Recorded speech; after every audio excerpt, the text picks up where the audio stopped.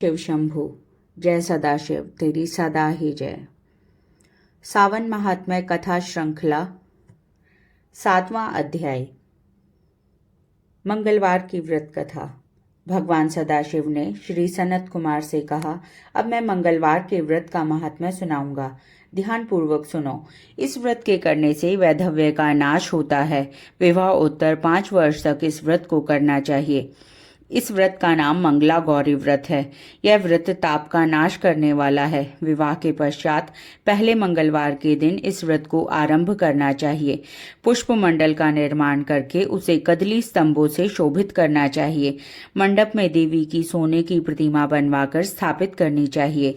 यदि सोने की प्रतिमा बनवाने की शक्ति न रखता हो तो अपनी शक्ति के अनुसार किसी अन्य धातु की प्रतिमा बनवाकर स्थापित करनी चाहिए। इसके बाद उस प्रतिमा का अर्चन करना चाहिए।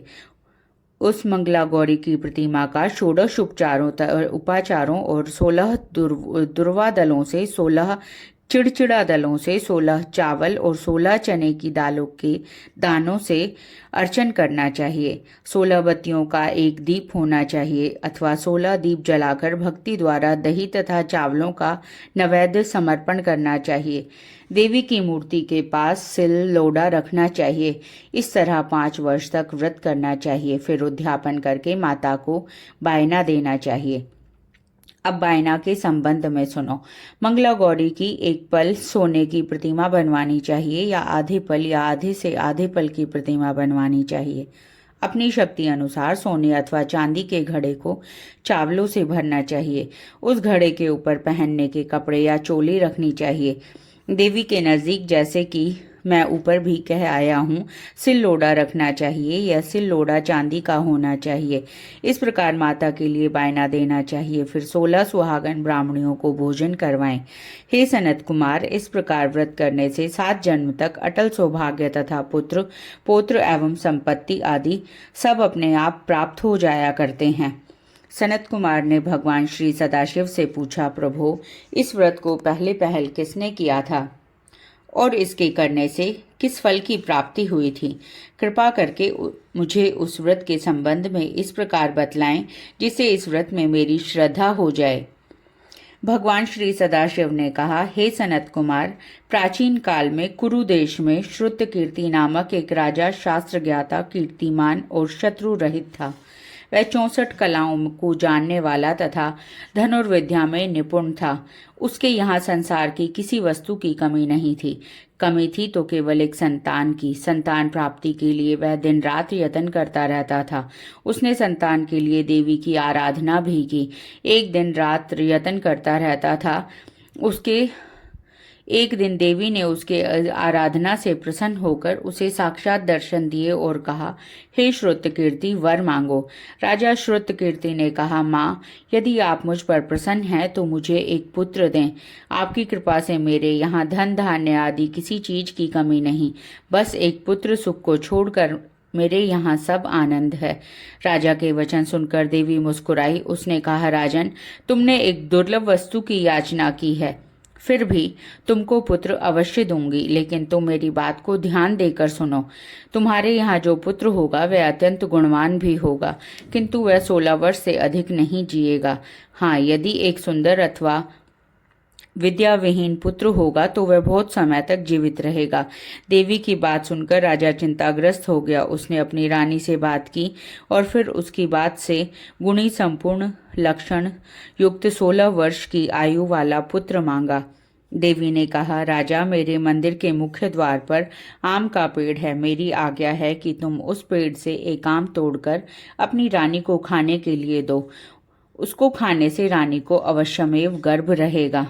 राजा ने प्रसन्न होकर देवी के मंदिर के मुख्य द्वार पर जो आम का पेड़ था वहां से एक आम तोड़कर अपनी पत्नी को खाने के लिए दिया। रानी ने देवी के आदेशानुसार फल खाया और 10 मास के पश्चात उसके यहाँ देवपुत्र तुल्य पुत्र पैदा हुआ। हर्ष शोक से संपन्न राजा ने राजकुमार का जात कर्म आदि संस्कार करवाया और भगवान सदाशिव का ध्यान धरकर उसका नाम चिरायु रखा। लड़का अपने माता पिता की देख रेख में चांद की तरह बढ़ने लगा। दिन बीतने लगे। उसका 16वां वर्ष आरंभ हो गया। राजा रानी दोनों को चिंता सताने लगी। राजा ने सोचा, मैंने यह पुत्र बड़े कष्ट से प्राप्त किया है, अपनी आंखों से मैं इसकी मृत्यु कैसे देख सकूंगा। यह विचार करके उसने राजकुमार को उसके मामा के साथ काशी भेज दिया।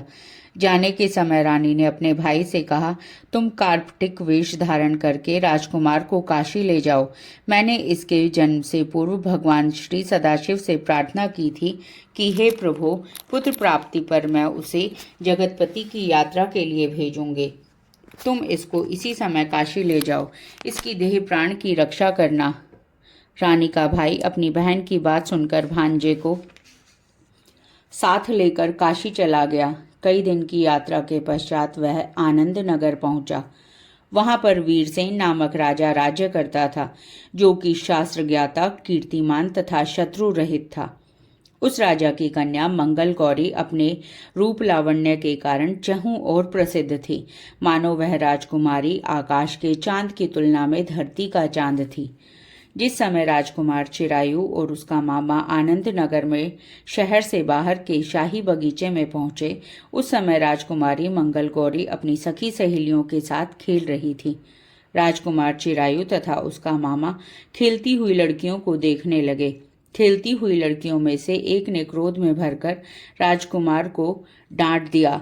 उस बालिका को क्रोधित और दुर्वचन कहते देखकर राजकुमारी ने उस बालिका से कहा, हे सखी, तुम दुर्वचन क्यों कहती हो? मेरे संग अयोग्य वाणी बोलने वाली कोई स्त्री नहीं है। देखो, मंगला गौरी के प्रसाद एवं मंगल गौरी व्रत के प्रभाव से मेरे हाथ से जिसके माथे पर चावल गिर जाए, उसके साथ मेरा विवाह हो जाने पर यदि वह थोड़ी आयु वाला भी है तो भी चिरायु हो जाएगा। इसके बाद सब बालिकाएं अपने अपने घरों को लौट गई। उस दिन राजकुमारी का विवाह बाल्हिक देश के दृढ़ धर्मा राजा के पुत्र सुकेतु नाम वाले राजकुमार से होने वाला था। लेकिन सुकेतु मूर्ख, कुरूप तथा बहरा था। वर पक्ष वाले इसकी बजाय विवाह मंडप में अन्य अच्छा वर ले जाने की इच्छा प्रकट कर चुके थे। विवाह के पश्चात सुकेतु के बजाय प्रस्तुत वर को भगा दिया जाएगा और सुकेतु बाल्हिक देश को अपनी पत्नी लेकर लौट जाएगा। ऐसा विचार करके वर पक्ष के कुछ आदमी चिरायु के पास जाकर उसके मामा से कहने लगे, यह बालक तुम हमें दे दो, इसके द्वारा हमारा कार्य सिद्ध होने वाला है। इस भूमि पर परोपकार जैसा अन्य कोई धर्म नहीं है। उन लोगों की बात सुनकर चिरायु का मामा प्रसन्न हो गया, क्योंकि वह बगीचे में मंगल गौरी की बात सुन चुका था। उसने वर पक्ष वालों से कहा, आप लोग इस लड़के को क्यों चाहते हैं? विवाह के लिए वस्त्र, गहने आदि तो मांगे जा सकते हैं, लेकिन कोई वर थोड़ा ही मांगे जा सकता है। फिर भी मैं आपको बात रखता हुआ लड़का आपको दे रहा हूँ। वर पक्षीय जन राजकुमार चिरायु को विवाह मंडप में ले गए और विवाह कार्य सिद्ध हो गया।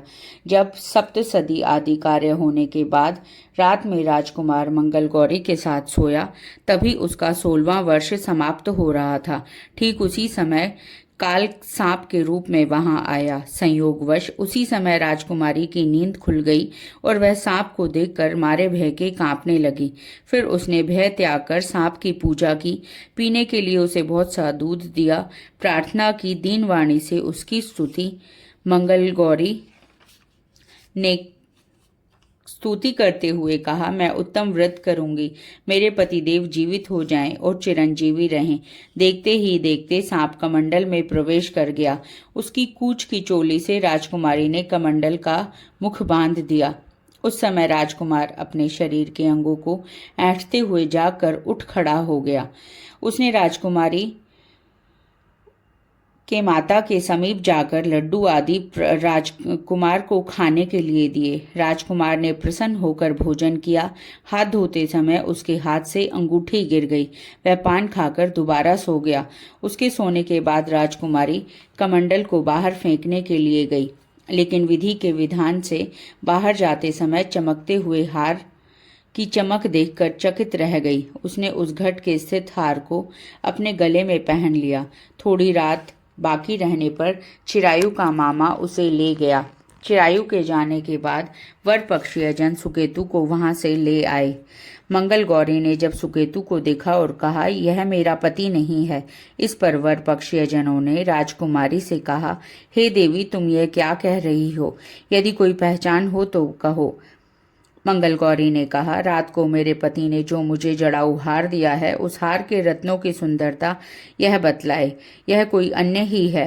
रात्रि में आम्र सेचन के समय मेरे पति का केसर युक्त पद मेरी जांघ में लगा हुआ है। सब लोग उसे देखो। रात के समय मेरे और मेरे पति के बीच जो बातचीत हुई और हमने क्या भोजन किया था, यह भी बतलाए, तो यह मेरा पति होगा। मंगल गौरी की बात सुनकर वर पक्षीय जनों ने कहा, ठीक है, ठीक है।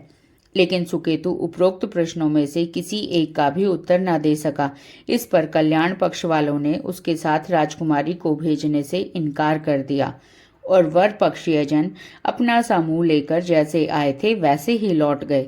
मंगल गौरी के पिता महाराजा वीरसेन ने प्रसन्न होकर एक महान यज्ञ रचाया। उसने यह भी सुना कि वर पक्षीय जन किस प्रकार अपने कुरूप राजकुमार के बजाय किसी अन्य सुंदर युवक का विवाह के मंडप में ले आए थे और उसके साथ मंगल गौरी का विवाह करा दिया था।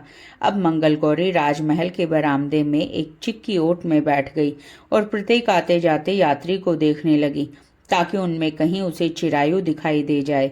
उधर मामा के साथ वहां आन पहुंचा। जो ही वह चिक के सामने से गुजरा, मंगल गौरी ने उसे देखकर कहा, पिताजी, मेरे पति आ गए हैं। राजा ने तुरंत ही मामा भांजे को राजभवन के भीतर बुलवा भेजा। मंगल गौरी की बतलाई हुई सब निशानियां चिरायु में मौजूद थीं। राजा ने वस्त्राभरण, अश्व, गज, रथ तथा बहुत सी अन्य चीजों के साथ मंगल गौरी चिरायु के साथ कर दी।